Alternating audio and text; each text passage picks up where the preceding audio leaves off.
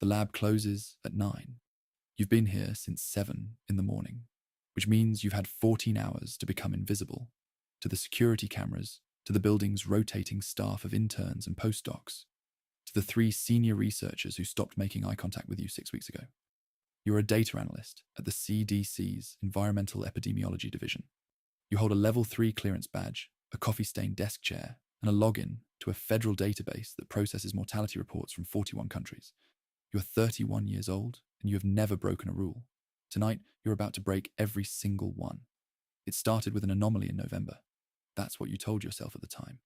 An anomaly, a blip, a statistical artifact. You were running standard longitudinal mortality clusters across Southeast Asia, cross-referencing hospital discharge data with environmental toxicology reports when the numbers stopped making sense. Not slightly. Not in a way that suggested bad data entry or a corrupt upload. They stopped making sense the way a bridge stops making sense when all 4 support columns are gone. Completely, structurally, in a way that means whatever you built your understanding on is no longer there. The cluster was in 3 provinces across 2 countries. Elevated cardiac mortality in adult males aged 30 to 55, concentrated within 40 kilometers of a series of water treatment facilities.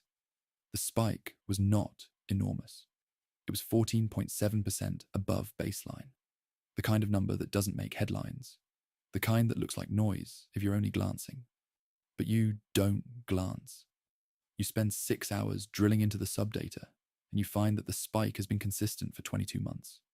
Not random, not seasonal. Consistent. You flag it. You write a summary note and push it to your supervisor, Dr. Harlan Price, and you assume that's the end of it. That's how the system works. You find, you flag, someone above you handles it. 2 weeks later, Price calls you into his office, closes the door, tells you the dataset was corrupted in transit and has been pulled from the analysis pool, tells you to remove your flag and move on. You say, okay. You go back to your desk. You open the database, you check. The dataset is still there.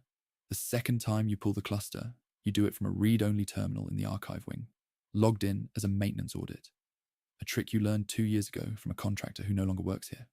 You spend 3 hours not touching anything, just reading. What you find is that the anomaly has grown. In the time between your initial flag and now, the cluster has spread to a 4th province. The number is no longer 14.7%. It is 19.3%. You look up the water treatment facilities again. All 5 are owned through a chain of subsidiaries that eventually connects to a Luxembourg-registered holding company called Vantega Infrastructure Group. You know this name.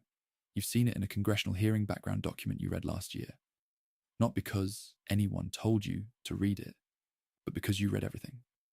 Vantega had been awarded a $31 billion contract to modernize water distribution systems across Southeast Asia, Sub-Saharan Africa, and 3 Eastern European nations. The contract was issued by a multilateral development body. The signatory on the US co-funding agreement was the Deputy Secretary of State. You sit with that information for a long time. Then you print nothing, take nothing, and walk out of the building. You spend the next 3 weeks being normal. This is harder than it sounds. You eat at the same desk. You submit reports on time. You attend the Tuesday briefings and say nothing during open comment.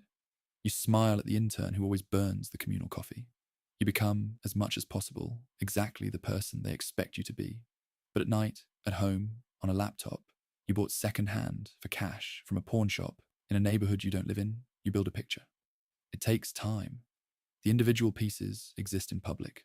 Academic mortality studies, environmental audit reports filed by NGOs operating in the affected regions, 2 investigative articles published in Portuguese and Thai that were never translated into English, a leaked internal memo from a Dutch water quality board that was dismissed as unverified and buried on page 17 of a Brussels Policy Forum minutes document. None of these pieces connect themselves.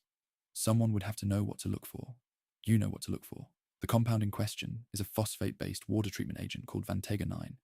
It appears in none of the official mortality studies because those studies were not designed to look for it.